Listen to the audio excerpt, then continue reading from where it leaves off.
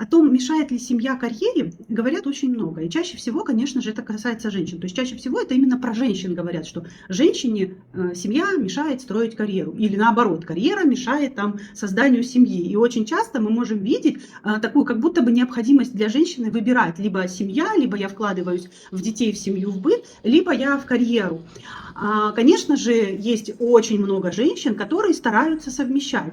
И вот здесь вот трудность, как говорится, возникает трудность в том, что очень много женских обязанностей, которые забирают много времени и сил. И что когда пока ты переделаешь все вот эти свои женские дела, у тебя не остается уже ни времени, а иногда и сил, а иногда и чего-то одного, да, или времени, или сил на то, чтобы еще что-то делать, да, вот для собственной проявленности, для карьеры, для реализации себя, в конце концов, для исполнения своих желаний, то есть, по большому счету, для проживания своей жизни.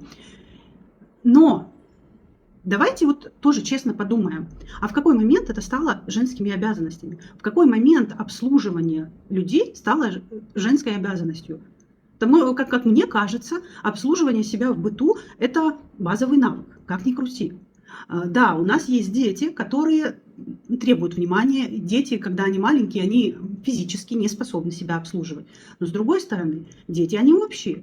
И в какой момент мы решили, что опять же это женские обязанности? Говорить о том, что это устроено природой, ну, тоже немножко, я бы сомневалась в этом, если честно. Говорить о том, что задача женщины создавать уют в семье, в пространстве, ну, я вам скажу, что обслуживание других людей – это не создание уюта. Создание уюта – это скорее создание атмосферы, настроения в семье. Но это не про обслуживание другого человека. Это как раз-таки про состояние наполненности женщины, про ее состояние довольностью собой и жизнью, про ее отдохнувшесть. И здесь никак не вписывается вот необходимость обслуживать других людей, тем более взрослых.